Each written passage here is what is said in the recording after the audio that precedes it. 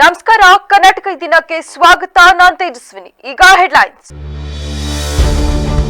ಬೇಡದಿ township ಯೋಜನೆ ರೈತರಿಗೆ ಬಲವಂತವಿಲ್ಲ, ಸ್ವಇಚ್ಛೆಯಿಂದ ಭೂಮಿ ಕೊಟ್ಟರೆ ಮಾತ್ರ ಪರಿಹಾರ, ಸಿಎಂ ಡಿಕೆ ಶಿವಕುಮಾರ್ ಸ್ಪಷ್ಟನೆ. ಕಾಂಗ್ರೆಸ್ ಸರ್ಕಾರ ಭ್ರಷ್ಟಾಚಾರದಲ್ಲಿ ಮುಳುಗಿದೆ, ಗ್ಯಾರಂಟಿ ಯೋಜನೆಗಳು ಬರೀ ದೋಖಾ, ಚಾಮರಾಜನಗರದಲ್ಲಿ ಆರ್ ಅಶೋಕ್ ವಾಗ್ದಾಳಿ.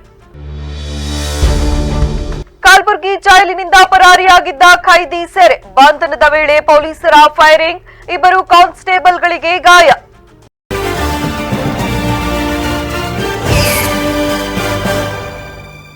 ಬಿಡದಿ ಟೌನ್ಶಿಪ್ ವಿಚಾರದಲ್ಲಿ ಸರ್ಕಾರವು ಯಾವುದೇ ರೈತರಿಂದ ಬಲವಂತವಾಗಿ ಜಮೀನು ಪಡೆಯುವುದಿಲ್ಲ, ಸ್ವಇಚ್ಛೆಯಿಂದ ಮುಂದೆ ಬಂದು ಭೂಮಿ ಕೊಟ್ಟವರಿಗೆ ಪರಿಹಾರ ನೀಡುತ್ತೇವೆಂದು ಸಿಎಂ ಡಿಕೆ ಶಿವಕುಮಾರ್ ತಿಳಿಸಿದ್ದಾರೆ. ವಿಧಾನಸೌಧದಲ್ಲಿ ಬುಧವಾರ ಮಾಧ್ಯಮಗೋಷ್ಠಿ ನಡೆಸಿ ಶಿವಕುಮಾರ್ ಅವರು ಮಾತನಾಡಿ, ಯಾವ ಪ್ರತಿಭಟನೆಯ ಅಗತ್ಯವಿಲ್ಲ, ನಿಮ್ಮ ಜಮೀನಿನಲ್ಲಿ ನೆಮ್ಮದಿಯಾಗಿರಿ, ಯಾರ ಆಸ್ತಿಯನ್ನು ನಾವು ಬಲವಂತವಾಗಿ ಪಡೆಯುವುದಿಲ್ಲ. ಜಮೀನು ನೀಡಲು ಇಷ್ಟವಿಲ್ಲದವರು ನೆಮ್ಮದಿಯಾಗಿ ತಮ್ಮ ಜಮೀನಿನಲ್ಲಿ ಇರಬಹುದು. ಯಾವ ಧರಣಿ ಪ್ರತಿಭಟನೆಯ ಅವಶ್ಯಕತೆ ಇಲ್ಲ. ಮುಖ್ಯಮಂತ್ರಿಗಳಾಗಿದ್ದಾಗ ಕುಮಾರಸ್ವಾಮಿ ಹಾಗೂ ಯಡಿಯೂರಪ್ಪನವರ ಮಾರ್ಗದರ್ಶನದಂತೆ ಯೋಜನೆ ಪ್ರಕ್ರಿಯೆ ಮುಂದುವರೆದಿದೆ. ನಾನು ಯಾರಿಗೂ ಬಲವಂತ ಮಾಡುವುದಿಲ್ಲ. ಅವರು ಹೊರಡಿಸಿರುವ ರೆಡ್ ಝೋನ್ ಆದೇಶ ಮುಂದುವರಿಯುತ್ತದೆ. ಭೂಮಿ ನೀಡಲು ಇಷ್ಟವಿಲ್ಲದವರಿಗೆ ನಾನು ಬಲವಂತ ಮಾಡುವುದಿಲ್ಲ. ನಾನು ರೈತರು ಹಾಗೂ ಅಧಿಕಾರಿಗಳ ಜೊತೆ ಸಭೆ ಮಾಡಿ ಈ ತೀರ್ಮಾನ ಮಾಡಿದ್ದೇನೆ. ಇಷ್ಟವಿಲ್ಲದವರು ಅವರ ಭೂಮಿ ಅವರೇ ಇಟ್ಟುಕೊಳ್ಳಲಿ. ಕುಮಾರಸ್ವಾಮಿ ಅವರು ಪ್ರತಿ ಎಕರೆಗೆ 8,000 ಅಡಿ ಅಭಿವೃದ್ಧಿಪಡಿಸಿದ ಭೂಮಿ ನೀಡಲು ಮುಂದಾಗಿದ್ರು. ನಾವು 50% ಅಂದ್ರೆ 9,500 ಅಡಿ ಭೂಮಿಯನ್ನು ನೀಡಲು ತೀರ್ಮಾನಿಸಿದೆವು. ಸ್ವಯಂ ಇಚ್ಛೆಯಿಂದ ಬರುವವರಿಗೆ ಪರಿಹಾರ ನೀಡಿ ಭೂಮಿ ಪಡೆಯುತ್ತೇವೆಂದು ಸ್ಪಷ್ಟಪಡಿಸಿದರು. ಬೇಕಾದಷ್ಟು ತಂದೆಯಾದಂಥ ಪಾಪ ರೈತರನ್ನ ತಪ್ಪುದಾರಿಗಿಡಿಯುವಂಥ ಒಂದು ವ್ಯವಸ್ಥೆ, ದೊಡ್ಡ ಸಂಚು ನಡೀತಾ ಇದೆ.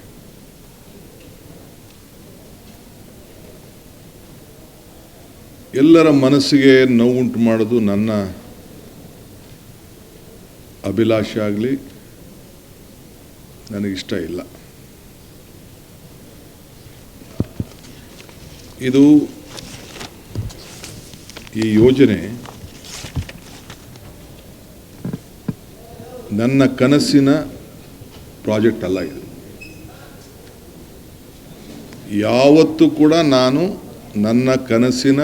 ರಾಜ್ಯದ ಕಾಂಗ್ರೆಸ್ ಸರ್ಕಾರ ಸಂಪೂರ್ಣವಾಗಿ ಬೇಜವಾಬ್ದಾರಿಯುತವಾಗಿದ್ದು ಆಡಳಿತದಲ್ಲಿ ಸಂಪೂರ್ಣ ವಿಫಲವಾಗಿದೆ ಎಂದು ವಿರೋಧ ಪಕ್ಷದ ನಾಯಕ ಆರ್ ಅಶೋಕ್ ತೀವ್ರವಾಗಿ ವಾಗ್ದಾಳಿ ನಡೆಸಿದ್ದಾರೆ. ನಗರದ ಸರ್ಕಾರಿ ಪತ್ರಿಕಾ ಭವನದಲ್ಲಿ ಸುದ್ದಿಗೋಷ್ಠಿಯನ್ನುದ್ದೇಶಿಸಿ ಮಾತನಾಡಿದ ಅವರು, ಮುಖ್ಯಮಂತ್ರಿ ಸಿದ್ದರಾಮಯ್ಯ ಮತ್ತು ಸರ್ಕಾರವನ್ನು ಗುರಿಯಾಗಿಸಿಕೊಂಡು ಹಲವು ಗಂಭೀರ ಆರೋಪಗಳನ್ನು ಮಾಡಿದರು. ಜನವರಿ ತಿಂಗಳಿಂದ ಅರ್ಹ ಫಲಾನುಭವಿಗಳಿಗೆ ಗೃಹಲಕ್ಷ್ಮಿ ಯೋಜನೆಯ ಹಣವನ್ನು ಪಾವತಿಸಿಲ್ಲ. ಈ ಯೋಜನೆಯ 5,000 ಕೋಟಿ ರು ಹಣವನ್ನು ಸರ್ಕಾರ ನುಂಗಿ ಹಾಕಿದೆ.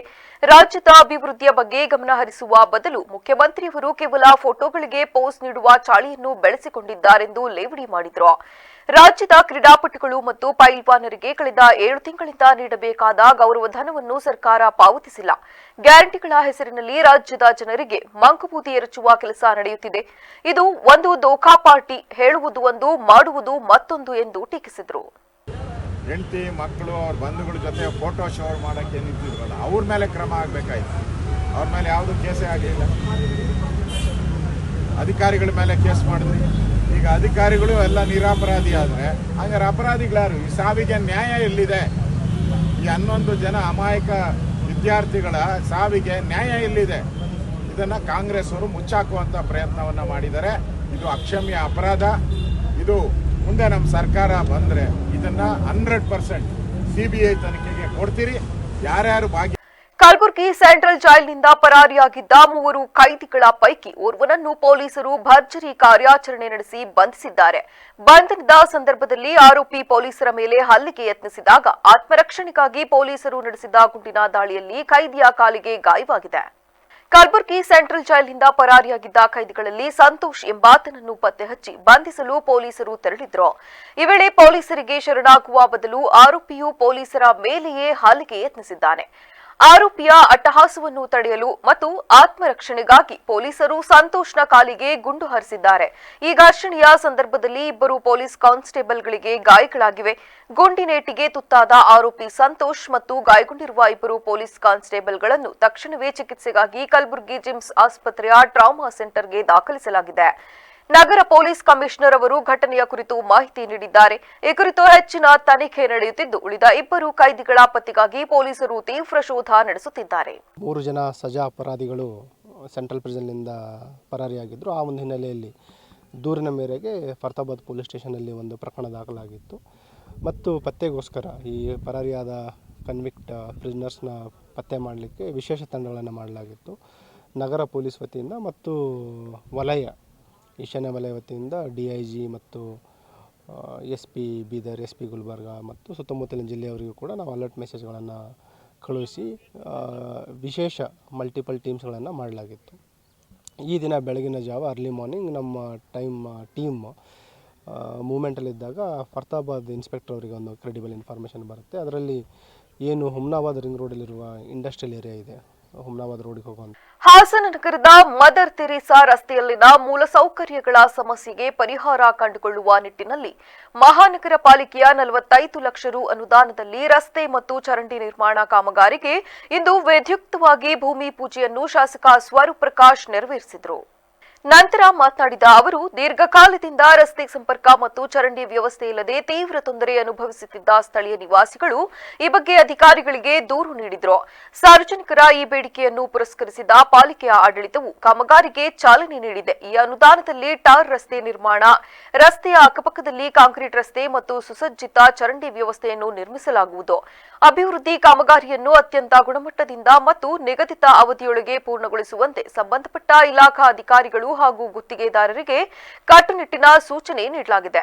ಕಾಮಗಾರಿ ಮುಗಿದ ಬಳಿಕ ರಸ್ತೆಯನ್ನು ಸಾರ್ವಜನಿಕರ ಸುಗಮ ಸಂಚಾರಕ್ಕೆ ಮುಕ್ತಗೊಳಿಸಲಾಗುವುದೆಂದು ತಿಳಿಸಿದರು.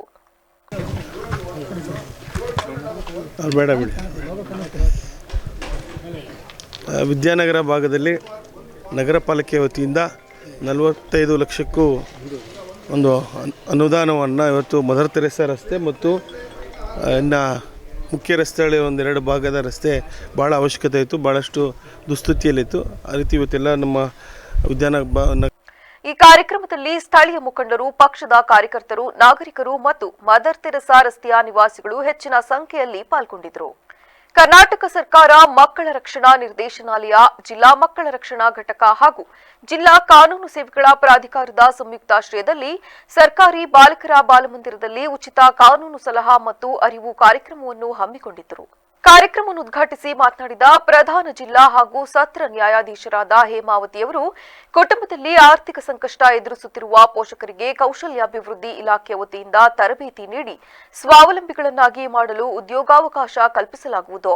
ಆರ್ಥಿಕ ತೊಂದರೆಯಿಂದ ಶಿಕ್ಷಣದಿಂದ ವಂಚಿತರಾದ ಮಕ್ಕಳಿಗೆ ವಿದ್ಯಾಭ್ಯಾಸದ ವ್ಯವಸ್ಥೆ, ಉನ್ನತ ಶಿಕ್ಷಣಕ್ಕೆ ಪ್ರೋತ್ಸಾಹ ಹಾಗೂ ಆರೋಗ್ಯ ಸಮಸ್ಯೆಗಳಿಂದ ಬಳಲುತ್ತಿರುವವರಿಗೆ ಉಚಿತ ವೈದ್ಯಕೀಯ ಚಿಕಿತ್ಸೆಯನ್ನು ಒದಗಿಸುವ ಯೋಜನೆಗಳ ಬಗ್ಗೆ ವಿವರಿಸಿ, ಈ ಯೋಜನೆಗಳು ಕೇವಲ ಸಂತ್ರಸ್ತರ ಕುಟುಂಬಗಳಿಗೆ ಮಾತ್ರವಲ್ಲದೆ ಆರೋಪಿಗಳ ಕುಟುಂಬದ ಅವಲಂಬಿತರಿಗೂ ಅನ್ವಯವಾಗುತ್ತವೆ ಎಂದು ಸಂತ್ರಸ್ತ ಕುಟುಂಬಗಳಿಗೆ ಸರ್ಕಾರಿ ಯೋಜನೆಗಳ ಮೂಲಕ ಸಿಗಬಹುದಾದ ನೆರವು ಹಾಗೂ ಸೌಲಭ್ಯಗಳ ಕುರಿತು ಮಾಹಿತಿ ನೀಡಿದ್ದಾರೆ.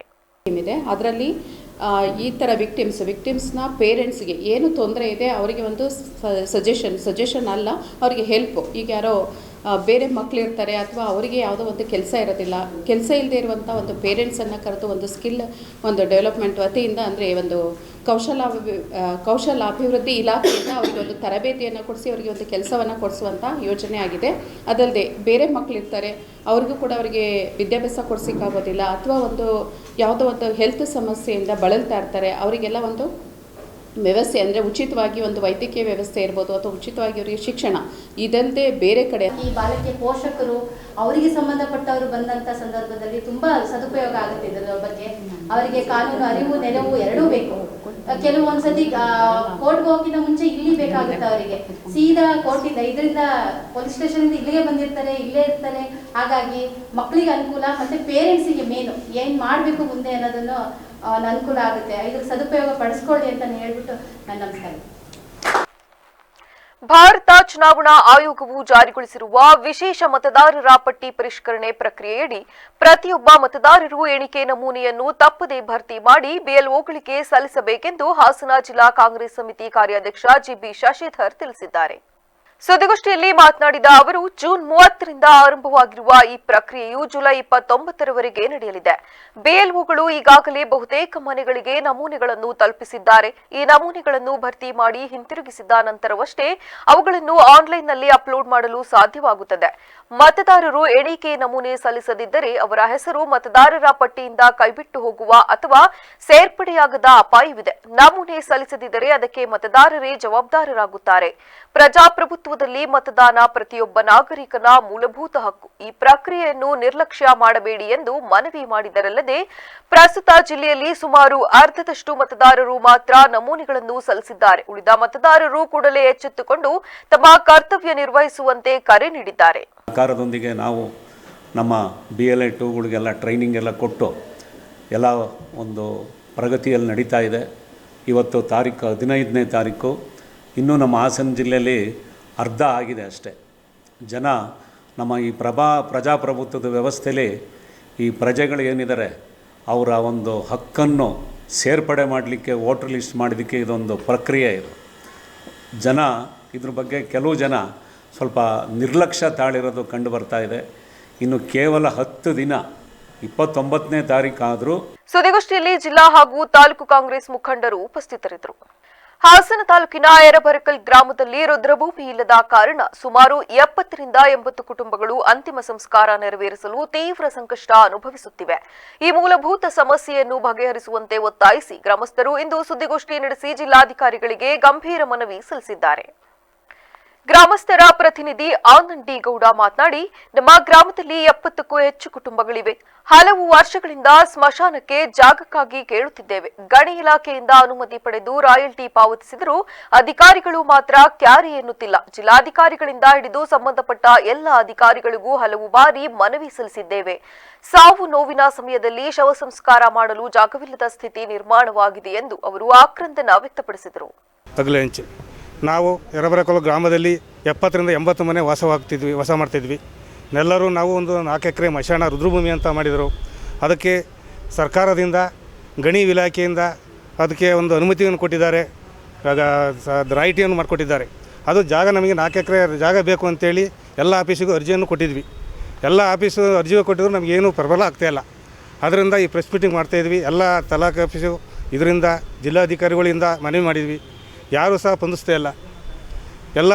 ಎಲ್ಲರೂ ಸರಿ ಗಮನ ಇಟ್ಟು ನಮಗೆ ಸಾಮಾಜಿಕ ಹೊಣೆಗಾರಿಕೆಯ ಅಂಗವಾಗಿ ಎಸ್ಎಸ್ ಸ್ಟೀಲ್ ಸಂಸ್ಥೆಯ ವತಿಯಿಂದ ಬೇಲೂರು ತಾಲೂಕಿನ ಅರೆಹಳ್ಳಿ ಪೊಲೀಸ್ ಠಾಣೆಗೆ ಸಂಚಾರ ನಿಯಂತ್ರಣ ಹಾಗೂ ಸಾರ್ವಜನಿಕ ಸುರಕ್ಷತೆಗೆ ನೆರವಾಗುವ ಉದ್ದೇಶದಿಂದ ಬ್ಯಾರಿಕೇಡ್ಗಳನ್ನು ವಿತರಿಸಲಾಯಿತು. ಅರೆಹಳ್ಳಿ ಪೊಲೀಸ್ ಈ ವೇಳೆ ಎಸ್ಎಸ್ ಸ್ಟೀಲ್ ಮಾಲೀಕ ಸಹಮಾಲೀಕರಾದ ಯುಎಂ ತೀರ್ಥಮಲ್ಲೇಶ್ ಅವರು ಬ್ಯಾರಿಕೇಡ್ಗಳನ್ನು ಪೊಲೀಸ್ ಇಲಾಖೆಗೆ ಹಸ್ತಾಂತರಿಸಿದರು. ಈ ಸಂದರ್ಭದಲ್ಲಿ ಮಾತನಾಡಿದ ಅವರು, ಸಮಾಜದ ಸುರಕ್ಷತೆ ಹಾಗೂ ಸಾರ್ವಜನಿಕ ಸೇವೆಗೆ ಪೊಲೀಸ್ ಇಲಾಖೆಯು ನೀಡುತ್ತಿರುವ ಸೇವೆ ಶ್ಲಾಘನೀಯವಾಗಿದೆ. ಸಂಚಾರ ನಿಯಂತ್ರಣ, ಉತ್ಸವಗಳು ಹಾಗೂ ತುರ್ತು ಸಂದರ್ಭಗಳಲ್ಲಿ ಬ್ಯಾರಿಕೇಡ್ಗಳು ಉಪಯುಕ್ತವಾಗಲಿದೆ. ಇಲ್ಲಿಗೆ ಬರುವ ಬಹುತೇಕರು ಕೂಲಿ ಕಾರ್ಮಿಕರೇ ಆಗಿರುವುದರಿಂದ ಸಾರ್ವಜನಿಕರ ಹಿತದೃಷ್ಟಿಯಿಂದ 5 ಬ್ಯಾರಿಕೇಡ್ಗಳನ್ನು ನೀಡಲಾಗಿದೆ ಎಂದರು. ನಾವು ಎಸ್ಎಸ್ ಸ್ಟೀಲ್ ಸಕಲೇಶಪುರದವರು. ನಾವು ವಿಶೇಷವಾಗಿ ನಾವೆಲ್ಲರೂ ಕೂಡ ಕಾಫಿ ಬೆಳೆಗಾರರು ಆಗಿರೋದ್ರಿಂದ ಲೇಬರ್ ಸಮಸ್ಯೆ ಎಷ್ಟಿದೆ ಅನ್ನೋದು ನಮಗೆ ಗೊತ್ತಿದೆ. ಅವ್ರಿಗೂ ಕೂಡ ಈ ಆಕಸ್ಮಿಕಗಳನ್ನ ತಪ್ಪಿಸಬೇಕು ಅನ್ನೋ ದೃಷ್ಟಿನಲ್ಲಿ ನಾವು ಬ್ಯಾರಿಕೇಡ್ಸ್ಗಳನ್ನು ನಾವು ಎಸ್ಎಸ್ ಸ್ಟೀಲ್ ವತಿಯಿಂದ ನಾವು ಅರೆಹಳ್ಳಿ ಪೊಲೀಸ್ ಸ್ಟೇಷನ್ಗೆ ನಾವು ಕೊಡ್ತಾ ಇದ್ದೀವಿ. ಇಲ್ಲ, ನಾನು ಒಂದ್ಸರಿ ಸ್ಟೇಷನ್ಗೆ ಬಂದಾಗ ನಾನು ಇದನ್ನು ಪ್ರಸ್ತಾಪ ಅರೆಹಳ್ಳಿ ಪೊಲೀಸ್ ಠಾಣೆಯ ಪಿಎಸ್ಐ ಶೋಭಾ ಭರಮಣ್ಣನವರ್, ಎಸ್ಎಸ್ ಸ್ಟೀಲ್ ಸಂಸ್ಥೆ ನಮ್ಮ ಸಾಮಾಜಿಕ ಬದ್ಧತೆಯನ್ನು ಮೆಚ್ಚಿ ನೀಡಿರುವ ಬ್ಯಾರಿಕೇಡ್ಗಳು ಸಾರ್ವಜನಿಕ ಕಾರ್ಯಕ್ರಮಗಳು, ಹಬ್ಬ ಹರಿದಿನಗಳು ಹಾಗೂ ವಾಹನ ಸಂಚಾರ ನಿಯಂತ್ರಣದ ವೇಳೆ ಪರಿಣಾಮಕಾರಿಯಾಗಿ ಬಳಸಲಾಗುತ್ತದೆ. ಖಾಸಗಿ ಸಂಸ್ಥೆಗಳು ಪೊಲೀಸ್ ಇಲಾಖೆಯೊಂದಿಗೆ ಕೈಜೋಡಿಸಿ ಸಾರ್ವಜನಿಕ ಹಿತಕ್ಕಾಗಿ ಸಹಕರಿಸುತ್ತಿರುವುದು ಶ್ಲಾಘನೀಯ ಬೆಳವಣಿಗೆಯಾಗಿದೆ ಎಂದರು.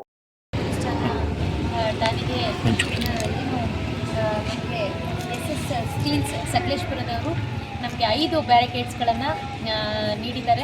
ಅವ್ರಿಗೆ ನಾನು ಎಸ್ಎಸ್ ಸ್ಟೀಲ್ಸ್ ಕಂಪನಿಯ ಎಲ್ಲ ಮಾಲೀಕರಿಗೂ ಮತ್ತು ಪ್ಲಾಂಟರ್ಸ್ಗಳಿಗೂ ನಾನು ಹೃತ್ಪೂರ್ವಕ ಧನ್ಯವಾದಗಳನ್ನು ತಿಳಿಸ್ತೇನೆ. ನಮಗೆ ಈ ಒಂದು ಬ್ಯಾರಿಕೇಡ್ಸ್ ಅವಶ್ಯಕತೆ ತುಂಬ ಇರ್ತದೆ ಚೆಕ್ ಪೋಸ್ಟ್ಗಳಿಗೆ. ಈ ಸಂದರ್ಭದಲ್ಲಿ ಎಸ್ಎಸ್ ಸ್ಟೀಲ್ ಸಂಸ್ಥೆಯ ಸಹಮಾಲೀಕರಾದ KN Subrahmanya, KG Chandrashekhar, HH Uday, police ಸಿಬ್ಬಂದಿಗಳಾದ ಮಂಚೇಗೌಡ, ಸಂಶುದ್ದೀನ್ ಹಾಗೂ ಇನ್ನಿತರರು ಉಪಸ್ಥಿತರಿದ್ದರು. ಅರಕಲಗೂಡು ಪಟ್ಟಣವನ್ನು ಸ್ವಚ್ಛವಾಗಿಡುವ ಉದ್ದೇಶದಿಂದ ಅರಕಲಗೂಡು ಪಟ್ಟಣ ಪಂಚಾಯಿತಿ ವಿಭಿನ್ನ ಕ್ರಮ ಕೈಗೊಂಡಿದ್ದು, ರಸ್ತೆ ಹಾಗೂ ಬೀದಿಗಳಲ್ಲಿ ಕಸ ಎಸೆಯುತ್ತಿದ್ದ ವ್ಯಕ್ತಿಗೆ ಅದೇ ಕಸವನ್ನು ಅವರ ಮನೆಯ ಮುಂದೆ ಹಾಕುವ ಮೂಲಕ ಎಚ್ಚರಿಕೆಯ ಪಾಠ ಕಲಿಸಿದೆ. ಪಟ್ಟಣ ಪಂಚಾಯಿತಿಯಿಂದ ಪ್ರತಿದಿನ ಮನೆ ಮನೆಗೆ ತೆರಳಿ ಕಸ ಸಂಗ್ರಹಿಸುವ ವಾಹನ ಸೇವೆ ಒದಗಿಸಲಾಗುತ್ತಿದೆ. ಆದರೂ ಕೆಲವರು ಕಸವನ್ನು ವಾಹನಕ್ಕೆ ನೀಡದೆ ರಸ್ತೆ, ಬೀದಿ ಹಾಗೂ ಸಾರ್ವಜನಿಕ ಸ್ಥಳಗಳಲ್ಲಿ ಎಸೆಯುತ್ತಿರುವುದು ಕಂಡುಬಂದಿದೆ. ಇದರಿಂದ ಸ್ವಚ್ಛತೆ ಹದಗೆಡುವುದರ ಜೊತೆಗೆ ದುರ್ವಾಸನೆ, ಸೊಳ್ಳೆಗಳ ಕಾಟ ಹಾಗೂ ಆರೋಗ್ಯ ಸಮಸ್ಯೆಗಳು ಹೆಚ್ಚಾಗುತ್ತಿವೆ. ಈ ಹಿನ್ನೆಲೆಯಲ್ಲಿ ರಸ್ತೆ ಬದಿಯಲ್ಲಿ ಕಸ ಎಸೆದಿದ್ದ ವ್ಯಕ್ತಿಯನ್ನು ಗುರುತಿಸಿದ ಪಟ್ಟಣ ಪಂಚಾಯಿತಿ ಸಿಬ್ಬಂದಿ ಅಲ್ಲಿದ್ದ ಕಸವನ್ನು ಸಂಗ್ರಹಿಸಿ ಅದೇ ವ್ಯಕ್ತಿಯ ಮನೆಯ ಮುಂದೆ ಹಾಕುವ ಮೂಲಕ ಸಾರ್ವಜನಿಕ ಸ್ವಚ್ಛತೆ ಕಾಪಾಡುವ ಜವಾಬ್ದಾರಿಯ ಬಗ್ಗೆ ಅರಿವು ಮೂಡಿಸುವ ಪ್ರಯತ್ನ ಮಾಡಿದ್ದಾರೆ. ಈ ಘಟನೆ ಸ್ಥಳೀಯರ ಗಮನ ಸೆಳೆದಿದ್ದು, ಹಲವರು ಪಟ್ಟಣ ಪಂಚಾಯಿತಿಯ ಕ್ರಮವನ್ನು ಮೆಚ್ಚುಗೆ ವ್ಯಕ್ತಪಡಿಸಿದ್ದಾರೆ. ಕೊಪ್ಪಳ ಜಿಲ್ಲೆಯ ಯಲಬುರ್ಗಾ ವಿಧಾನಸಭಾ ಕ್ಷೇತ್ರದಲ್ಲಿ ಶಾಸಕರ ಕುಮ್ಮಕ್ಕಿನಿಂದ ಭೂಮಿ ಮಾರಾಟ ಮಾಡುವ ಸಂಚು ನಡೆಸಿದ್ದಾರೆಂದು ಸಮಾಜ ಸೇವಕ ಎಸ್ವಿ ಸೋಮರೆಡ್ಡಿ ಆಪಾದಿಸಿದರು. ಬುಧವಾರ ಕೊಪ್ಪಳದಲ್ಲಿ ಮಾಧ್ಯಮದ ಜೊತೆ ಮಾತನಾಡಿ, ಯಲಬುರ್ಗಾ ವಿಧಾನಸಭಾ ಕ್ಷೇತ್ರದಲ್ಲಿ ಖಾಸಗಿ ವಿದ್ಯುತ್ ಕಂಪನಿಗಳು ವಿಂಡ್ ಪವರ್ ಘಟಕಗಳ ಏಜೆಂಟರ್ ಹಾಗೂ ಅಧಿಕಾರಿಗಳ ಒತ್ತಡದಿಂದ ತಾಲೂಕಿನ ರೈತರು ಭೂಮಿ ಕಳೆದುಕೊಂಡಿದ್ದಾರೆ. ಇದರ ನಡುವೆ ಶಾಸಕ ರಾಯರೆಡ್ಡಿ ಆಪ್ತರೊಬ್ಬರು ಭೂಮಿ ಮಾರಾಟದ ಡೀಲ್ ನಡೆಸಿ ಕ್ಷೇತ್ರಕ್ಕೆ ಅಪಮಾನ. ಶಾಸಕರು ನೈತಿಕ ಹೊಣೆ ಹೊತ್ತ ಕೂಡಲೇ ಸ್ಥಾನಕ್ಕೆ ರಾಜೀನಾಮೆ ನೀಡಬೇಕೆಂದು ಸೋಮರೆಡ್ಡಿ ಅವರು ಒತ್ತಾಯಿಸಿದರು. ಸೋಲಾರ್ ಮತ್ತು ಟವರ್ ಮತ್ತು ಕಾರಿಡಾರ್ ಸಲುವಾಗಿ ಜಮೀನುಗಳನ್ನು, ರೈತರ ಜಮೀನುಗಳನ್ನು ₹10,000 ತಗೋತಾ ಇದ್ದಾರೆ. ಇದಕ್ಕೆ ನಾನು ಪ್ರತಿರೋಧ ಮಾಡ್ತಾ ಇದ್ದೀನಿ, ಖಂಡಿಸ್ತಾ ಇದ್ದೀನಿ. ಯಾಕೆಂದರೆ ರೈತರು ಈ ನಮ್ಮ ಒಂದು ಯಲಬುರ್ಗಾ ವಿಧಾನಸಭಾ ಕ್ಷೇತ್ರದೊಳಗೆ ಸಣ್ಣ ಹಾಗೂ ಅತಿ ಸಣ್ಣ ರೈತರ ಸಂಖ್ಯೆ ಜಾಸ್ತಿ ಇದೆ. ಇದ್ದಂಥ ಸ್ವಲ್ಪ ಜಮೀನುಗಳನ್ನು ಇವರು ಸೋಲಾರ್ ಅಥವಾ ವಿಂಡ್ ಅವರು ತೊಗೊಂಡಂದರೆ ಮುಂದಿನ ನಮ್ಮ ಜನರ ಒಂದು ಜೀವನ ನಡೆಸೋದು ಅತ್ಯಂತ ದುಸ್ತರ ಆಗ್ತೈತಿ. ಅವರು ಬೀದಿಗೆ ಬೀಳ್ತಾರೆ. ಈ ವಿಚಾರಗಳನ್ನು ನಾನು ಇಟ್ಟುಕೊಂಡು ಹೋರಾಟ ಮಾಡ್ತಾ ಇದ್ದೀನಿ. ಆದರೆ ಯಲಬುರ್ಗಾ ವಿಧಾನಸಭಾ ಕ್ಷೇತ್ರದ ಶಾಸಕರು ರೈತರ ಬಗ್ಗೆ ಯಾವುದೇ ಒಂದು ಕಲಬುರಗಿ ಜಿಲ್ಲೆಯಲ್ಲಿ ತೀವ್ರ ಬರಗಾಲವಿದ್ದು ರೈತರು ನೀರಿಗಾಗಿ ಪರದಾಡುತ್ತಿದ್ದರೂ ಜಿಲ್ಲಾ ಉಸ್ತುವಾರಿ ಸಚಿವ ಪ್ರಿಯಾಂಕ್ ಖರ್ಗೆ ಜನರ ಸಮಸ್ಯೆಗಳಿಗೆ ಸ್ಪಂದಿಸುತ್ತಿಲ್ಲ ಎಂದು ಆರೋಪಿಸಿ ಬಿಜೆಪಿ ಶಾಸಕರು ಮತ್ತು ಮುಖಂಡರು ತೀವ್ರ ಆಕ್ರೋಶ ವ್ಯಕ್ತಪಡಿಸಿದ್ದಾರೆ.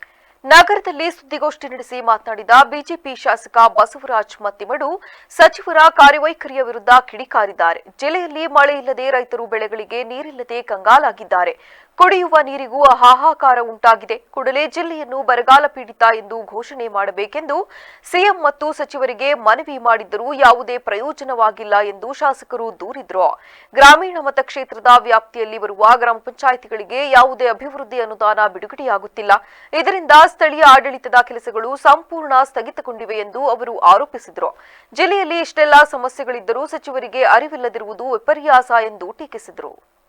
5 ಪಂಚಾಯತಿಗಳಿಗೆ ಮಾತಾಡಿದ್ದೀನಿ, 5 ಪಿಡಿಒಗಳಿಗೆ ಮಾತಾಡಿದ್ದೀನಿ, ಯುಒಗೆ ಮಾತಾಡಿದ್ದೀನಿ. ಯಾವುದೂ ₹1 ದುಡ್ಡು ಬಿಡುಗಡೆ ಮಾಡಿಲ್ಲ.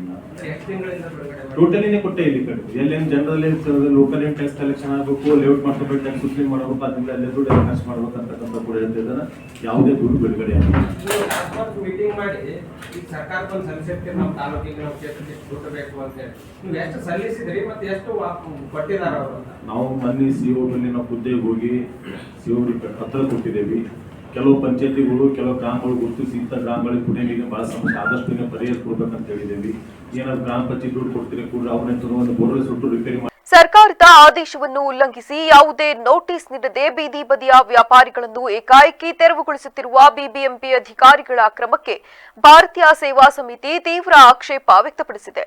ಹೂಡಿಯ ಖಾಸಗಿ ಹೋಟೆಲ್ನಲ್ಲಿ ನಡೆದ ಸುದ್ದಿಗೋಷ್ಠಿಯಲ್ಲಿ ಮಾತನಾಡಿದ ಭಾರತೀಯ ಸೇವಾ ಸಮಿತಿಯ ರಾಷ್ಟ್ರೀಯ ಅಧ್ಯಕ್ಷ ರಾಮಚಂದ್ರ ಹೂಡಿ, ಅಧಿಕಾರಿಗಳು ಪ್ರಭಾವಿಗಳೊಂದಿಗೆ ಶಾಮೀಲಾಗಿ ಬಡ ವ್ಯಾಪಾರಿಗಳ ಹೊಟ್ಟೆಯ ಮೇಲೆ ಹೊಡೆಯುತ್ತಿದ್ದಾರೆಂದು ಆರೋಪಿಸಿದರು. ಮುಖ್ಯ ರಸ್ತೆಗಳಲ್ಲಿ ಕೇವಲ 20% ಮಾತ್ರ ಬೀದಿ ಬದಿ ವ್ಯಾಪಾರಿಗಳನ್ನು ತೆರವುಗೊಳಿಸಬೇಕೆಂಬ ಸರ್ಕಾರದ ಆದೇಶವಿದೆ. ಆದರೆ ಅಧಿಕಾರಿಗಳು ಯಾವುದೇ ಪೂರ್ವ ನೋಟಿಸ್ ನೀಡದೆ ಪೂರ್ಣ ಪ್ರಮಾಣದಲ್ಲಿ ಅಂಗಡಿಗಳನ್ನು ತೆರವುಗೊಳಿಸುತ್ತಿರುವುದು ಖಂಡನೀಯ ಎಂದು ರಾಮಚಂದ್ರ ಹೂಡಿ ಕಿಡಿಕಾರಿದರು. ಅದು ಬೀದಿ ಬದಿ ವ್ಯಾಪಾರಿಗಳಿಂದ ಮಾತ್ರ ಸಾಧ್ಯ. ಯಾಕೆಂದರೆ ಬೀದಿ ಬದಿ ವ್ಯಾಪಾರಿಗಳು ಅವ್ರದ್ದೇನು ತಪ್ಪಿದೆ ಅದನ್ನು ಪ್ರಶ್ನೆ ಮಾಡಲಿ, ನಾವೇನು ತೊಂದರೆ ಇಲ್ಲ, ನಮಗೇನು ಅಭ್ಯಂತರ ಇಲ್ಲ. ಇವತ್ತು ಆದೇಶ ಇದೆ, ಅದು ಆ ಆದೇಶಕ್ಕೂ ಗೌರವ ಕೊಡೋಣ. ಹಂಗಂತೇಳ್ಬಿಟ್ಟು ಅದನ್ನೇ ದುರುಪಯೋಗ ಪಡಿಸ್ಕೊಂಡು ಇವತ್ತು ಅಧಿಕಾರಿಗಳು ಏನಿವತ್ತು ನಮ್ಮ ಕೃಷ್ಣ ಬೈರೇಗೌಡ ಸಾಹೇಬರು ಮತ್ತು DK ಶಿವಕುಮಾರ್ ಸಾಹೇಬರು ಹೇಳ್ತಾರೆ, ಕೇವಲ 20% 10% ಮಾತ್ರ ಅಂಗಡಿಗಳನ್ನು ತೆರವುಗೊಳಿಸ್ತಾ ಇದ್ದೀವಿ, ಅದು ಮುಖ್ಯ ರಸ್ತೆಗಳು ಮಾತ್ರ ಅಂತ ಹೇಳ್ಬಿಟ್ಟು ಈ ಸಂದರ್ಭದಲ್ಲಿ ಹಲವು ಮುಖಂಡರು ಸೇರಿದಂತೆ ಬೀದಿ ಬದಿ ವ್ಯಾಪಾರಿಗಳು ಹಾಗೂ ಸ್ಥಳೀಯರು ಹಾಜರಿದ್ದರು. ಪ್ರತಿಷ್ಠಿತ ಎಂಎನ್ಸಿ ಕಂಪನಿಗಳಲ್ಲಿ ಲಕ್ಷಾಂತರ ರೂಪಾಯಿ ಸಂಬಳದ ಉದ್ಯೋಗ ಕೊಡಿಸುವುದಾಗಿ ನಂಬಿಸಿ ನಿರುದ್ಯೋಗಿ ಯುವಕ ಯುವತಿಯರಿಗೆ ಕೋಟ್ಯಾಂತರ ರೂಪಾಯಿ ವಂಚಿಸುತ್ತಿದ್ದ ಜಾಲವನ್ನು ವೈಟ್ಫೀಲ್ಡ್ ಪೊಲೀಸರು ಭೇದಿಸಿದ್ದಾರೆ. ಉದ್ಯೋಗಕ್ಕಾಗಿ ಅಲೆಯುತ್ತಿರುವ ಯುವಕರನ್ನೇ ಟಾರ್ಗೆಟ್ ಮಾಡಿಕೊಂಡು ಕಳೆದ 3 ವರ್ಷಗಳಿಂದ ವಂಚನೆ ಮಾಡುತ್ತಿದ್ದ ಆರೋಪಿಗಳನ್ನು ಪೊಲೀಸರು ಬಂಧಿಸಿದ್ದಾರೆ. ಆಂಧ್ರಪ್ರದೇಶದ ಪ್ರತಿಷ್ಠಿತ ಎಂಎನ್ಸಿ ಕಂಪನಿಯಲ್ಲಿ ಉದ್ಯೋಗ ಕೊಡಿಸುವುದಾಗಿ ನಂಬಿಸುತ್ತಿದ್ದರು. ಒಮ್ಮೆ ಕೆಲಸ ಸಿಕ್ಕರೆ ಪ್ರತಿ ವರ್ಷ ಸಂಬಳದ ಏರಿಕೆ ಸಿಗುತ್ತದೆ, ನಿಮ್ಮ ಜೀವನ ಸೆಟಲ್ ಆಗುತ್ತದೆ ಎಂದು ಆಸೆ ಹುಟ್ಟಿಸುತ್ತಿದ್ರು. ಉದ್ಯೋಗಕ್ಕಾಗಿ ಒಂದು ಪರೀಕ್ಷೆ ಬರೆಯಬೇಕು ಎಂದು ನಂಬಿಸಿ ಒಮ್ಮೆಗೆ 30 ರಿಂದ 40 ಅಭ್ಯರ್ಥಿಗಳನ್ನು ಕರೆಯುತ್ತಿದ್ರು. ಪರೀಕ್ಷಾ ಶುಲ್ಕದ ನೆಪದಲ್ಲಿ ಪ್ರತಿ ಅಭ್ಯರ್ಥಿಯಿಂದ 2,000 ರಿಂದ 3,000 ರೂಪಾಯಿವರೆಗೆ ವಸೂಲಿ ಮಾಡುತ್ತಿದ್ರು. ಪರೀಕ್ಷೆ ಮುಗಿದ ನಂತರ ನೀವು ಪರೀಕ್ಷೆಯಲ್ಲಿ ಸರಿಯಾಗಿ ಮಾಡಿಲ್ಲ, ಇನ್ನೊಬ್ಬರು ಸೆಲೆಕ್ಟ್ ಆಗಿದ್ದಾರೆಂದು ಸುಳ್ಳು ಹೇಳಿ ಅಭ್ಯರ್ಥಿಗಳನ್ನ ಕಳುಹಿಸಿ ಬಿಡುತ್ತಿದ್ರು. ಕಳೆದ 3 ವರ್ಷಗಳಲ್ಲಿ ಸಾವಿರಾರು ನಿರುದ್ಯೋಗಿಗಳಿಗೆ ಮಂಕುಬೂದಿ ಎರಚಿ ಲಕ್ಷಾಂತರ ರೂಪಾಯಿ ಲೂಟಿ ಮಾಡಿದ್ದಾರೆ. ಖಚಿತ ಮಾಹಿತಿ ಮೇರೆಗೆ ಕಾರ್ಯಾಚರಣೆ ನಡೆಸಿದ ವೈಟ್ಫೀಲ್ಡ್ ಪೊಲೀಸರು ವಂಚಕ ಗ್ಯಾಂಗ್ ಅನ್ನು ಬಂಧಿಸಿದ್ದಾರೆ. ಆರೋಪಿಗಳ ಕಚೇರಿಯನ್ನು ಪರಿಶೀಲಿಸಿ ದಾಖಲೆಗಳನ್ನು ವಶಪಡಿಸಿಕೊಂಡಿದ್ದಾರೆ. ಈ ಸಂಬಂಧ ಪ್ರಕರಣ ದಾಖಲಾಗಿದ್ದು ಹೆಚ್ಚಿನ ತನಿಖೆ ಮುಂದುವರೆದಿದೆ. ಬೆಂಗಳೂರು ನಗರದಲ್ಲಿರುವಂತಹ ವೈಟ್ಫೀಲ್ಡ್ ನಮ್ಮ ಲಿಮಿಟ್ಸ್ ನಲ್ಲಿ HL ಪೊಲೀಸ್ ಸ್ಟೇಷನ್ ಲಿಮಿಟ್ಸ್ ನಲ್ಲಿ ನಿನ್ನೆ ಒಂದು ಸಾಫ್ಟ್ವೇರ್ ಜಾಬ್ ಕೊಡಿಸಿ ಅಂತ ಹೇಳ್ಬಿಟ್ಟು ಒಂದು ಫೇಕ್ ಜಾಬ್ ಸಾಫ್ಟ್ವೇರ್ ಜಾಬ್ ಕೊಡಿಸಿ ಅಂತಂದ್ರೆ fake centre basically recruitment centre ನಡೆಸ್ತಾ ಇದ್ದವ್ರ ಮೇಲೆ ಒಂದು ರೈಡ್ ಮಾಡಿ ಒಂದು FIR ದಾಖಲಾತಿ ಮಾಡಲಾಗಿದೆ. ಇದರಲ್ಲಿ ಏನಂದ್ರೆ HL ಪೊಲೀಸ್ ಸ್ಟೇಷನ್ ನಮ್ಮಲ್ಲಿ ಇರುವಂತಹ ಔಟರ್ ರಿಂಗ್ ರೋಡ್ ಮೇಲೆ ನಿಯರ್ ಮಾರ್ತಹಳ್ಳಿ ಜಂಕ್ಷನ್ ಹತ್ರ ಒಂದು ಕಂಪನಿ ಕಾರ್ಪೊರೇಟ್ ಜಾಬ್ಸ್ ಬೇಕಾ ನಿಮಗೆ, ನಾವು ಅದಕ್ಕೆ ರೆಡಿ ಮಾಡಿಸ್ತೀವಿ, ಇಂಟರ್ವ್ಯೂಗೆ ಪ್ರಿಪೇರ್ ಮಾಡಿಸ್ತೀವಿ, ಮತ್ತೆ ಅದೇ ರೀತಿಯಲ್ಲಿ ಎಕ್ಸಾಮ್ ಕಂಡಕ್ಟ್ ಮಾಡಿ. ರಾಜ್ಯ ರಾಜಕೀಯದಲ್ಲಿ ಭಾರೀ ಕುತೂಹಲ ಮೂಡಿಸಿರುವ ಸಚಿವ ಸಂಪುಟ ವಿಸ್ತರಣೆ ಅಥವಾ ಪುನರಚನೆ ವಿಚಾರಕ್ಕೆ ಸಂಬಂಧಿಸಿದಂತೆ ಶಾಸಕ ಬೇಳೂರು ಗೋಪಾಲ್ ಕೃಷ್ಣ ಮಹತ್ವದ ಸುಳಿವು ನೀಡಿದ್ದಾರೆ. ವಿಧಾನಸೌಧದ ಕೆಂಗಲ್ ಗೇಟ್ ಬಳಿ ಸುದ್ದಿಗಾರರೊಂದಿಗೆ ಮಾತನಾಡಿದ ಅವರು, ಸಂಪುಟ ವಿಸ್ತರಣೆಯ ಚರ್ಚೆಗಳು ಚುರುಕುಗೊಂಡಿದ್ದು ಶೀಘ್ರವೇ ತೀರ್ಮಾನವಾಗುವ ನಿರೀಕ್ಷೆ ಇದೆ. ಸಂಪುಟ ವಿಸ್ತರಣೆಗೆ ಕಾಲ್ಮಿತಿ ಆಷಾಢ ಮಾಸದ ನೆಪ ಹೇಳಿ ಸಂಪುಟ ವಿಸ್ತರಣೆ ವಿಳಂಬ ಮಾಡುತ್ತಾರೆಂಬ ಮಾತುಗಳನ್ನು ನಾನು ಒಪ್ಪುವುದಿಲ್ಲ. ಆಷಾಢದ ಪ್ರಶ್ನೆಯೇ ಇಲ್ಲ. ನನ್ನ ಅನಿಸಿಕೆ ಪ್ರಕಾರ ಜುಲೈ 18 ರಿಂದ 19 ಒಳಗೆ ಸಂಪುಟ ವಿಸ್ತರಣೆ ಪ್ರಕ್ರಿಯೆ ಮುಗಿಯಬಹುದು. ಮುಖ್ಯಮಂತ್ರಿಗಳು ದೆಹಲಿಗೆ ತೆರಳುತ್ತಿದ್ದಾರೆ, ಆದರೆ ಅವರು ಬೇರೆ ಕೆಲಸದ ನಿಮಿತ್ತ ಹೋಗುತ್ತಿದ್ದಾರೆಂದು ಹೇಳಲಾಗುತ್ತಿದೆ. ಸಂಪುಟ ವಿಸ್ತರಣೆಗಾಗಿಯೇ ಹೋಗುತ್ತಿದ್ದಾರೆಯೇ ಎಂಬುದು ಖಚಿತವಾಗಿಲ್ಲ. ಆದರೂ ರಾಷ್ಟ್ರೀಯ ನಾಯಕರ ತೀರ್ಮಾನವೇ ಅಂತಿಮ ಎಂದು ಹೇಳಿದರು. ಆಷಾಢ ಇದು ಏನು ಪ್ರಶ್ನೆ ಅಂತ ಕಾಣ್ತಾ ಇಲ್ಲ. ಬಹುಶಃ ನನ್ನ ಲೆಕ್ಕ ಈ 18-19 ಮುಗಿಸಿಬಿಡ್ತಾರೆ ಅಂತ ನನಗೆ ಅನಿಸ್ತದೆ ಬಹುಶಃ ಇವತ್ತು. ಯಾಕಂದರೆ ಸಾಹೇಬರು ಸಹ ಇವತ್ತು ಡೆಲ್ಲಿಗೆ ಹೋಗ್ತಾ ಇದ್ದಾರೆ. ಬಹುಶಃ ಅದಕ್ಕೆ ಹೋಗ್ತಾರೋ ಅದು ಬೇರೆ ಕೆಲಸದ ಮೇಲೆ ಅಂತ ಹೇಳ್ತಾ ಇದ್ದಾರೆ. ಹಾಗಾಗಿ ಯಾವುದೂ ಮಾಹಿತಿ ಇಲ್ಲ. ನನ್ನ ಅನಿಸಿಕೆ ಪ್ರಕಾರ 18-19 ಮುಗಿಸ್ತಾ ಏನು ಸಚಿವ ಸಂಪುಟವನ್ನು ಮುಗಿಸ್ತಾರೆ ಅನ್ನೋದು ಒಂದು ಮಾಹಿತಿ ನನಗಿದೆ. ನೋಡ್ಬೇಕು, ಅದು ಹೇಳಕ್ಕಾಗಲ್ಲ. ಏನು ರಾಷ್ಟ್ರೀಯ ನಾಯಕರು ಏನು ತೀರ್ಮಾನ ಇದೆ ಇಲ್ಲಿಯ ಏನು ಗೊತ್ತಿಲ್ಲ. ರಾಜ್ಯದಲ್ಲಿ ರೈತ ವಿರೋಧಿ, ಬಡವರ ವಿರೋಧಿ, ಹಿಂದೂ ವಿರೋಧಿ ಕಾಂಗ್ರೆಸ್ ಸರ್ಕಾರ ಆಡಳಿತ ನಡೆಸುತ್ತಿದೆ ಎಂದು ಶಾಸಕ ಹಾಗೂ ಬಿಜೆಪಿ ರಾಜ್ಯಾಧ್ಯಕ್ಷ BY ವಿಜಯೇಂದ್ರ ಅವರು ಆರೋಪಿಸಿದ್ದಾರೆ. ಮಾಧ್ಯಮಗಳ ಜೊತೆ ಮಾತನಾಡಿದ ಅವರು, ಇದೇ 17ರಂದು ಶುಕ್ರವಾರ ಬೆಳಗ್ಗೆಯಿಂದ ಸಂಜೆಯವರೆಗೆ ಬೆಂಗಳೂರಿನ ಫ್ರೀಡಂ ಪಾರ್ಕ್ನಲ್ಲಿ ಬಿಜೆಪಿಯ ಎಲ್ಲಾ ಶಾಸಕರು, ಸಂಸದರು, ವಿಧಾನ ಪರಿಷತ್ ಸದಸ್ಯರು, ಮಾಜಿ ಶಾಸಕರು, ವಿಧಾನ ಪರಿಷತ್ ಮಾಜಿ ಸದಸ್ಯರು ಧರಣಿ ಹಮ್ಮಿಕೊಳ್ಳಲಿದ್ದೇವೆ. ರೈತರ ವಿರುದ್ಧ ದಾಖಲಿಸಿದ ಪ್ರಕರಣಗಳನ್ನು ಹಿಂಪಡೆಯಲು ಆಗ್ರಹಿಸಲಾಗುವುದು. ಬಿಡದಿ ಟೌನ್ಶಿಪ್ ನಿರ್ಧಾರದಿಂದ ಹಿಂದೆ ಸರಿಯಲು ಆಗ್ರಹಿಸಲಾಗುತ್ತದೆ. ರಾಜ್ಯ ಮುಖ್ಯಮಂತ್ರಿಗಳಿಗೆ ರಿಯಲ್ ಎಸ್ಟೇಟ್ ಆದ್ಯತೆಯೇ ವಿನಾ ರೈತರ ವಿಚಾರ ಆದ್ಯತೆ ಇಲ್ಲ. DK ಶಿವಕುಮಾರ್ ಅವರು ಹಿಂದೆ ಬೃಹತ್ ನೀರಾವರಿ ಸಚಿವರಾಗಿದ್ದಾಗ ಹೊಸಪೇಟೆ ತುಂಗಭದ್ರಾ ಡ್ಯಾಮಿನ ಕ್ರಸ್ಟ್ ಗೇಟ್ ದುರಸ್ತಿ ಮಾಡಬೇಕೆಂದು ಹೇಳಿದಾಗ ಅದನ್ನು ಮಾಡಿಸಲು ಸುಮಾರು 24 ತಿಂಗಳು ಬೇಕಾಯಿತು ಎಂದು ಆಕ್ಷೇಪಿಸಿದರು. ಇದರ ಪರಿಣಾಮವಾಗಿ 2ನೇ ಬೆಳೆ ಬೆಳೆಯಲಾಗದೆ ರೈತರಿಗೆ ನಷ್ಟವಾಗಿದೆ ಎಂದು ತಿಳಿಸಿದರು. ಬಹಳ ಪ್ರಮುಖವಾಗಿ ರೈತರ ವಿರೋಧಿ ಕಾಂಗ್ರೆಸ್ ಸರ್ಕಾರ, ರೈತ ವಿರೋಧಿ ರಾಜ್ಯದ ಮುಖ್ಯಮಂತ್ರಿಗಳು ಯಾಕೆ ಹೇಳ್ತಾ ಇದ್ದಾರೆ ಅಂತ ಹೇಳಿದ್ರೆ, ರಾಜ್ಯದ ಮುಖ್ಯಮಂತ್ರಿಗಳಿಗೆ ರಿಯಲ್ ಎಸ್ಟೇಟ್ ಆದ್ಯತೆ ಆಗಿದೆ ವಿನಃ ರೈತರು ಆದ್ಯತೆ ಇಲ್ಲ. ಮಾನ್ಯ DK ಶಿವಕುಮಾರ್ ಅವರು ಹಿಂದೆ ನೀರಾವರಿ ಸಚಿವರಾಗಿದ್ದರು. ಬೃಹತ್ ನೀರಾವರಿ ಸಚಿವರಾಗಿದ್ದಾಗ ಆಸ್ತಿ ಮಾಲೀಕರ ಸಮಸ್ಯೆಗಳಿಗೆ ಪರಿಹಾರ ಒದಗಿಸುವ ನಿಟ್ಟಿನಲ್ಲಿ ಸರ್ಕಾರವು ಬದ್ಧವಾಗಿದ್ದು ಆಸ್ತಿಯ ಸಂಪೂರ್ಣ ಹಕ್ಕು ಮಾಲೀಕರಿಗೆ ಇರಬೇಕೆಂಬುದು ನಮ್ಮ ಆಶಯ ಎಂದು ಮುಖ್ಯಮಂತ್ರಿ DK ಶಿವಕುಮಾರ್ ತಿಳಿಸಿದರು. ನಗರದ ಅಪಾರ್ಟ್ಮೆಂಟ್ ಸಂಘಗಳ ಪ್ರತಿನಿಧಿಗಳೊಂದಿಗೆ ಕರ್ನಾಟಕ ಅಪಾರ್ಟ್ಮೆಂಟ್ 2026 ಕುರಿತು ನಡೆದ ಸಂವಾದ ಕಾರ್ಯಕ್ರಮದಲ್ಲಿ ಮಾತನಾಡಿದ ಅವರು, ಬೆಂಗಳೂರನ್ನು ಜಾಗತಿಕ ಮಟ್ಟದ ನಗರವನ್ನಾಗಿ ರೂಪಿಸಲು ಸರ್ಕಾರ ಕೈಗೊಂಡಿರುವ ಕ್ರಮಗಳನ್ನು ವಿವರಿಸಿದರು. ಬೆಂಗಳೂರಿನಲ್ಲಿ ಮನೆ ಬಾಗಿಲಿಗೆ ಸೇವೆ ಒದಗಿಸುವ ಉದ್ದೇಶದಿಂದ ಈ ಖಾತಾ ವ್ಯವಸ್ಥೆಯನ್ನು ಜಾರಿಗೆ ತರಲಾಗಿದೆ. ನಗರದ 40 ಲಕ್ಷ ಆಸ್ತಿಗಳ ಪೈಕಿ ಈಗಾಗಲೇ 26 ಲಕ್ಷ ಆಸ್ತಿಗಳಿಗೆ ಈ ಖಾತಾ ನೀಡಲಾಗಿದೆ. ದೇಶದಲ್ಲೇ ಇಂತಹ ವಿನೂತನ ವ್ಯವಸ್ಥೆ ಬೇರೆಲ್ಲೂ ಇಲ್ಲ. ಈಸ್ ಆಫ್ ಬಿಸಿನೆಸ್ಗಾಗಿ ನಗರದಲ್ಲಿ 5 ಕಾರ್ಪೊರೇಷನ್ಗಳನ್ನು ರಚಿಸಲಾಗಿದೆ. ವ್ಯಾಜ್ಯಗಳಿಗೆ ಅವಕಾಶ ನೀಡದಂತೆ ಆಡಳಿತವನ್ನು ವಿಕೇಂದ್ರೀಕರಿಸುವುದು ಸರ್ಕಾರದ ಉದ್ದೇಶ ಎಂದು ತಿಳಿಸಿದರು. ಡಿ.ಕೆ. ಶಿವಕುಮಾರ್ ಹಿಂಗ್ ಕಟ್ಟಬೇಕು ಅಂತ ಹೇಳಿ ಅಲ್ಲೆಲ್ಲ ಬೆನ್ಗಾನಲ್ಲೆಲ್ಲ ಹಂಗೆ ಬೋರ್ಡ್ ಹಾಕ್ಬಿಟ್ಟಿದ್ರು, ಒಳಗಡೆನೂ ನಾನು ಬಿಡಲ್ಲ ಅಂತ. They are not allowing me self. ಇನ್ನ ನಾನೇ ರಿಜಿಸ್ಟರ್ ಮಾಡ್ಕೊಂಡಿಲ್ಲ ಅಂತ ಅಸೋಸಿಯೇಷನ್ ಅವರು ಕೆಲವರೆಲ್ಲ ಇದ್ದಾರೆ. ಇರ್ಲಿ, ಅದನ್ನ ನೀವೆಲ್ಲ ಮಾಡಲ್ಲ. ನಿಮ್ ಬಗ್ಗೆ I have lot of confidence with all of you. Some basic common sense ಇರ್ಬೇಕು ಕೆಲವ್ರಿಗೆ. ಲಾಸ್ಟ್ ಟೈಮ್ ಅವನು ಯಾರೋ ನಮ್ಮ ಹುಡುಗ ಹೇಳ್ತಿದ್ನಲ್ಲ, ನೀವೇನಾರು ಇದನ್ನ ಮಾಡ್ಲಿಲ್ಲ ಅಂತಂದ್ರೆ ನೆಕ್ಸ್ಟ್ ಎಲೆಕ್ಷನ್ ನಿಮ್ಗೆ ಬುದ್ಧಿ ಕಲಿಸ್ಬಿಡ್ತೀವಿ ಅಂತ ಹೇಳ್ತಾರೆ. ಯಾರು ಬುದ್ಧಿ ಕಲಿಸ್ತೀವಿ? ಕಾರ್ಯಕ್ರಮದಲ್ಲಿ ಬೆಂಗಳೂರಿನ ಅಪಾರ್ಟ್ಮೆಂಟ್ ಮಾಲೀಕರ ಸಂಘಟನೆಗಳ ಪದಾಧಿಕಾರಿಗಳು ಹಾಗೂ ಸರ್ಕಾರದ ಹಿರಿಯ ಅಧಿಕಾರಿಗಳು ಭಾಗವಹಿಸಿದರು. ಈಗ ಮತ್ತೊಮ್ಮೆ ಹೆಡ್ಲೈನ್ಸ್. ಬೇಡದಿ ಟೌನ್ಶಿಪ್ ಯೋಜನೆ ರೈತರಿಗೆ ಬಲವಂತವಿಲ್ಲ, ಸ್ವಇಚ್ಛೆಯಿಂದ ಭೂಮಿ ಕೊಟ್ಟರೆ ಮಾತ್ರ ಪರಿಹಾರ, ಸಿಎಂ ಡಿಕೆ ಶಿವಕುಮಾರ್ ಸ್ಪಷ್ಟನೆ. ಕಾಂಗ್ರೆಸ್ ಸರ್ಕಾರ ಭ್ರಷ್ಟಾಚಾರದಲ್ಲಿ ಮುಳುಗಿದೆ, ಗ್ಯಾರಂಟಿ ಯೋಜನೆಗಳು ಬರೀ ದೋಖಾ, ಚಾಮರಾಜನಗರದಲ್ಲಿ ಆರ್ ಅಶೋಕ್ ವಾಗ್ದಾಳಿ. ಕಲಬುರಗಿ ಜೈಲಿನಿಂದ ಪರಾರಿಯಾಗಿದ್ದ ಖೈದಿ ಸೆರೆ, ಬಂಧನದ ವೇಳೆ ಪೊಲೀಸರ ಫೈರಿಂಗ್, 2 ಕಾನ್ಸ್ಟೇಬಲ್ಗಳಿಗೆ ಗಾಯ. ಕ್ಷಣ ಕ್ಷಣದ ಸುದ್ದಿಗಾಗಿ ನೋಡ್ತಾ ಇರಿ ವಿವಿಸಿ ಟಿವಿ, ಸತ್ಯದ ಕಡೆ ನಮ್ಮ ನಡೆ.